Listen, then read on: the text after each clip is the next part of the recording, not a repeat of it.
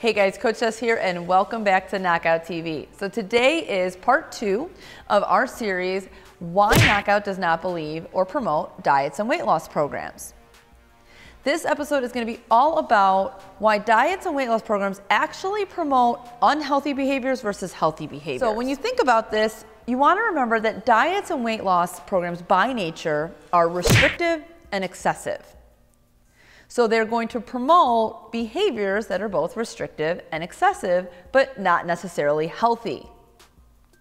When you're on a diet, it usually requires a dramatic decrease in caloric intake, which causes your body to go into starvation mode, and your body does not like that. So what it does to fight back is it holds on to everything it has because it fears you're never going to feed it again. It does not have a clue that you have unlimited access to food and could feed it at any time.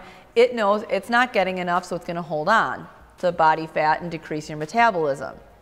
Now, simultaneously, what's probably also happening is there is a dramatic increase in caloric expenditure because you've increased your activity level, which is not a bad thing, but does require more calories and fuel throughout the day. But you're on a diet, so you've reduced your caloric intake. So these two things don't usually go together. They tend to work against each other, and in the long run, they're going to work against you. Now, along with promoting these restrictive and excessive behaviors of, reducing calories, eliminating certain food groups, over-exercising, exercising through injuries, not getting enough sleep, all these kinds of behaviors that are promoted by the excess and restriction of diets and weight loss, we also have now this mentality in our society that workouts are only good if you are nearly dying, puking, and need to be peeled off the floor.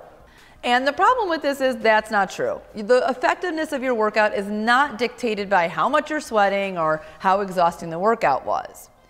Any legitimate fitness professional or strength and conditioning coach will tell you that everybody's training routine needs to have variations in intensity.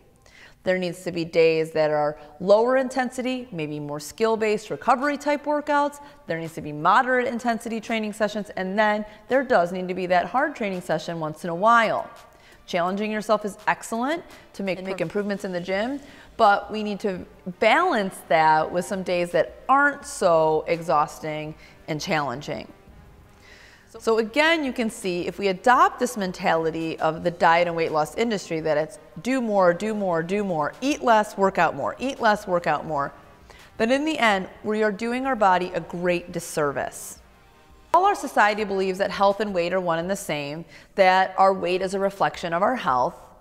That is not always true. Sometimes, yes, it is, but it's not always true. What really matters is that we have consistent healthy behaviors over time throughout our life. What matters more is that you are healthy most of the time with your decisions. And that means you move your body most days, that you are mostly eating nutritious food, that you're getting an adequate amount of sleep and rest, that you have a healthy emotional relationship with yourself, with food, and with others, and that you overall have a positive attitude and sense of well-being.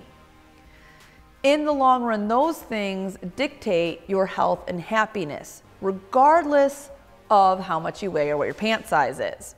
We need to shift away from this destructive diet and weight loss based behavior mentality. We need to stop under eating and over exercising. We need to start focusing on our health. So how do we do that? Well, first thing we need to do is start listening to our bodies. Now, at first, this can be confusing. You spend a long time ignoring your body's cues. When you diet, you ignore your hunger cues. And then maybe you're binging after you diet, so you're ignoring your fullness cues. And you're not listening to your body's subtle hints and cues about workouts being too intense or needing more. So it's gonna take some time to get attuned to your body again. But it's essential. We need to realize our body is always giving us information about what to eat, when to eat, how much to eat, how we need to move our bodies, how much sleep we need, all of that. Our bodies are amazing at telling us what they need. But the problem is we've taught ourselves to not listen, so we need to start listening again. So that's step one. Not easy, but very necessary. Step two is we need to appreciate that health is multifaceted. Now, I addressed this a little bit in our last video, but we need to remember health is not just about our bodies, it's also about our minds, our relationships, our financial health, all of these things. You can't just focus only on one aspect of health and then ignore the rest and expect to live a healthy, happy life. So when we're making decisions about what we're going to do in a day-to-day basis, what we're going to eat, what we're going to do, who we're going to hang out with, if we're going to exercise or not, we need to remember that we need to take into consideration all aspects of health. Is what we're about to do going to be healthy for my mind, my body, and my life? So it's not such a simple thing like it is when you're focused on weight loss. With the diets thing, the diet mentality is all we need to think is this behavior going to lead to weight loss? It's singular. That's the only focus. That's the only driving force, and it neglects all the other aspects of your health. So to shift away from that, we need to focus on how health is multifaceted, and we need to focus on our overall well-being. And the last thing, the third thing you need to focus on is, will the decisions I'm making today promote health and happiness in the long term? Diet and weight loss is usually all about now. Can I be thinner? Can I fit into that size? Can I get my body to look a certain way? I need to focus on changing my body because that's going to make me feel better. But in the long run, that's not always true. We need to focus on our health and our happiness long term. 10 years from now, are the behaviors that we are having today going to impact positively or negatively our health and wellness down the road? So we have to think a lot more broad about what we're doing and not so in the moment. Because in the long run, you guys, health is all we have. If you talk to any older individual, they will tell you, gosh, I wish I had my health back. Because once that starts to go, it's hard to get it back. So why promote the destruction of our health? We want to make sure that our bodies are healthy and happy and strong. We want to make sure our minds are healthy and happy and strong, that we have a long, healthy life. So don't get caught up in a size or a weight on the scale, because it can actually make you do things that will be detrimental down the road.